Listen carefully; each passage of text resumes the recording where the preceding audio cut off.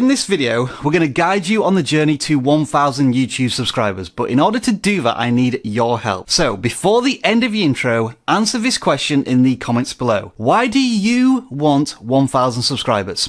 Let's do this. vidIQ. vidIQ. vidIQ.com. Alright then, if your answer was something along the lines of because I want to monetize my YouTube channel, well don't forget you need 4,000 hours of watch time as well. If your answer was because I want to monetize my YouTube channel, well don't forget that you also need to apply for the YouTube Partner Program and be accepted into it, so there are no shortcuts. YouTube will be checking whether or not you're trying to buy subscribers or manipulate the metrics. And if it's because you want to monetize your YouTube channel, then you're not thinking about your audience. Can you see where I'm going with this? Now, if it's because 1,000 people represents a huge community that has put their faith and trust in your content to inspire and educate them, then you're on the right YouTube path. We've uploaded over 600 videos on the vidIQ YouTube channel now, and we've had over 2 million comments. Now, I haven't read every single one of them, I must confess, but the overriding theme of a lot of these comments is a lack of understanding and mindset of the YouTube platform. Most new creators, naively and understandably so, are thinking more about what they can get from the YouTube platform rather than what they can give to their audience. And I've said this already in videos that we've made in 2020. Stop thinking about the metrics and how you gain things from the content that you create, and think first about what's valuable to your YouTube audience. I can almost guarantee that when you shift mindset from you to your audience, your channel will grow so much faster and so much more easily that you'll hit 1,000 subscribers before you even know it. And that's because your content, your daily interaction with your community becomes far more important than any milestone that you're trying to achieve. Hello, I'm Rob and welcome to vidIQ, the YouTube tool and channel that aims to educate you on your YouTube journey. For more YouTube tips, tricks and advice just like this, make sure to subscribe to the channel and do this, so that you're the first to be notified when we release brand new content. As always, school is, well, already in session.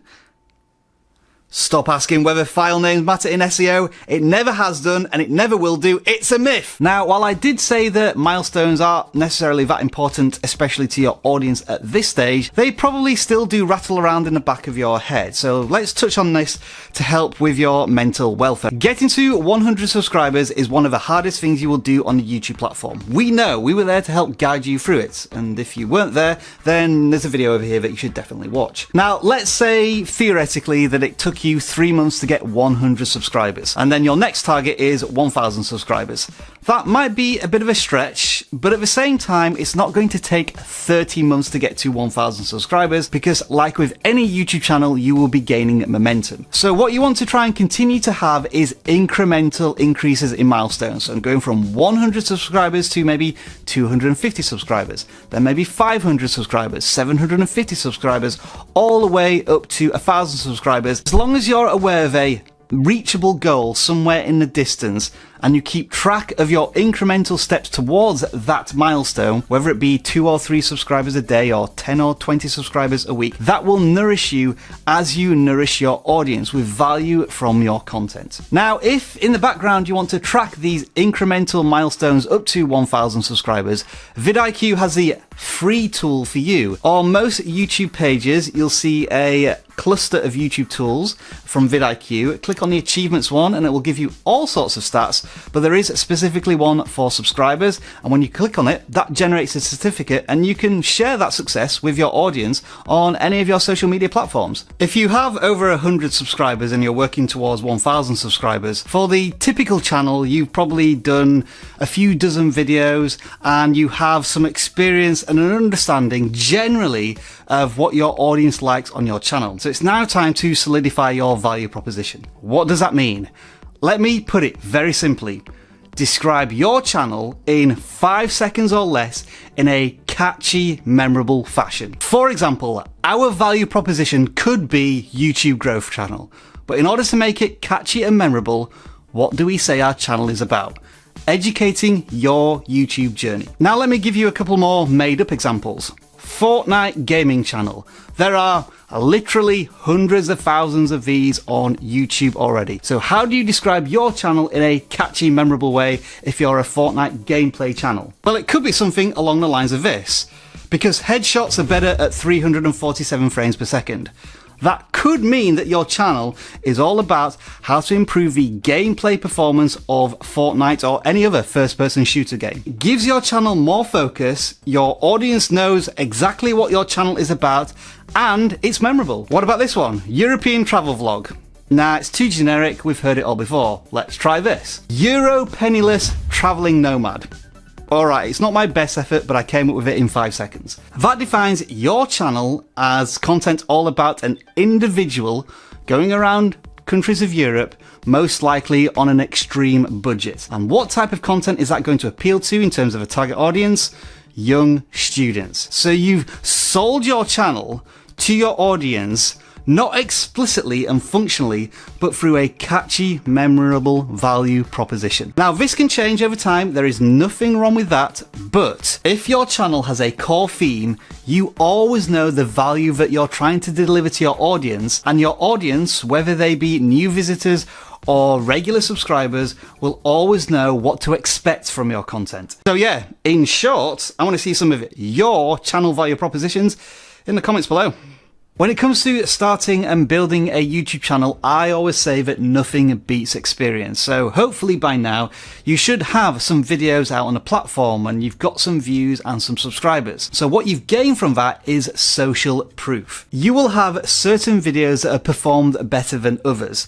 You'll have videos that have some engagement and some feedback, asking you to make follow-up videos or asking you general questions which you could potentially answer with future content. So my advice to you now would be to start researching your channel, even if it is the simplest trick in the book, which is to go to your video tab on your channel page and sort by the most popular videos. If there are any patterns in the top 5 or 10 videos that are telling you a certain type of content works, then make more of that content, whether it's about a particular topic or a video style. It may be that you've already chosen your video topic niche, whether it be sports, gaming, politics, wrestling, beauty, but from the content that you have, you should by now be able to find a sub-niche in that particular topic. Now, it might be predictions or tutorials or reaction videos, or when you're in front of camera and you're giving your personal stories. When you start your YouTube channel, there is nothing wrong with experimenting 80% of the time. But as your channel grows, you'll get to a stage where you are serving your audience the content they want to see 80% of the time, while you can experiment with the other 20% of content. Know more about your own channel and discover what works for your audience, and it's pretty simple, do more of it. And if you drill down into that concept a little further, if you want more subscribers, then look at the videos on your channel that bring in the most subscribers and make more content based on those videos. You can use the vidIQ channel audit tool to do this, as we have a column which shows you which videos on your channel bring in the most subscribers. And funnily enough, it's our video tutorials that are all about how to get more subscribers, hence why we're doing this follow-up video on how to get 1,000 subscribers in 2020. You know what we're also likely to do in the future? Based on the data we're getting from our channel audit tool, which is also telling us that we're making successful gaming content, we're going to make a video on how to get 1,000 subscribers as a gaming channel. It just makes sense. Now, this next thing may have been way down your priority list as you've built out your YouTube channel, but maybe you want to start thinking about creating a channel trailer. We've already talked about your value proposition. A channel trailer should essentially encapsulate that value proposition in a video of no more than 30 to 45 seconds. By all means, look at how successful creators have already used channel trailers to introduce themselves to an audience. What you're generally going to discover with channel trailers is that you have 1,000 fantastic ideas, but you only need to put one of them in that video, or else it's too long. With all that being said, there is an alternative to a dedicated channel trailer, and that is to use the video that converts most subscribers on your channel and use that as your channel trailer, as it's already proven to work with your audience. Next up, it's time to start taking search engine optimization, or SEO, seriously on the YouTube platform. After all, it is the second largest search engine in the world, and most creators get their start on YouTube by having discoverable content through search. This means extensive keyword research into your topic to find out what people are searching for, including those keywords in the titles, but also making those titles intriguing to click on. This also includes expanding your keywords out to your video descriptions, video tags if you want to, and trying to include keywords in the vocabulary of your video content, because YouTube is watching and listening to everything you put out on the platform. Now, some of these things admittedly are marginal gains, but remember this: if you're a channel with 100 subscribers versus another channel with 100 subscribers, would you rather be the video content creator that is giving YouTube as much information about their video as possible, or the one who's just throwing stuff onto YouTube and expecting it to be discovered? As you might expect, keyword research is a huge learning topic in itself. So we've done a big video over here on YouTube, but we've also done a massive course in the vidIQ Academy. vidIQ Academy allows you to go into microscopic detail on YouTube topics, including thumbnails, keyword research, finding your niche, starting a YouTube channel, and monetizing your content. And the best news is, when you sign up for either vidIQ Pro or Boost, you get the Academy included. There is a link in the video description. This next point is true for every single video creator, no matter where they are in their YouTube journey, and that is that they have pain points that are preventing their progress. Now, that could be thumbnails that just aren't clickable, or keyword research that doesn't match up to what people are searching for, or you're just absolutely terrible in front of camera, which means that you have to retake every single shot 10 times. And now is a good time in the early stage of your YouTube journey to start identifying these pain points and facing them head on. The longer you ignore that pain point, the more brittle that foundation on your YouTube channel will be, to a point where it is just crippling, handicapping your channel completely. Now, I don't suggest trying to tackle all of your pain points all at once. Identify which you personally feel is the thing that's holding your channel back the most, and usually at this point in a creator's journey, it's thumbnails. Now, if it is thumbnails, again, we've got a really big playlist over here on YouTube on how to create better thumbnails, and an Academy course down here. Whatever it is, spend an extra half an hour or hour per video trying to improve on that pain point by 1%. If you start to improve on something today, in 2 or 3 months, you'll look back at where those videos were and you'll think, yeah, that was horrible. Those thumbnails were terrible, but I'm so glad they look like this today because I'm getting a higher click-through rate and more views. Or presenting in front of camera, or your video editing, or your B-roll, whatever it is, start tackling it today. A lot of what I'm telling you in this video about how to get 1,000 subscribers is foundational strategies that are going to put your channel in good stead as you move forward as a video creator. Hopefully you're taking a lot of this on board, along with all of the other tips, tricks and advice you're getting from other YouTube educators. But what I would also encourage is to stay weird.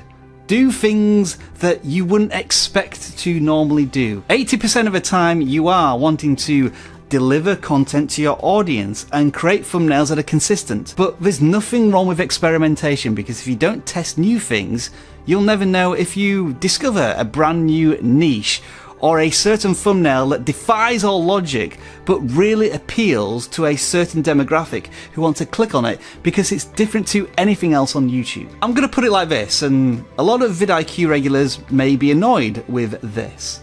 However, PewDiePie versus T-Series, that was me experimenting with different content on the channel, and it turned out to be highly successful. What a lot of regular viewers didn't realize is that it didn't impede on our regular vidIQ content. I was still pumping out hundreds of educational pieces of video content, and the PewDiePie vs T-Series content took up about 10 to 15% of what we did in 2019.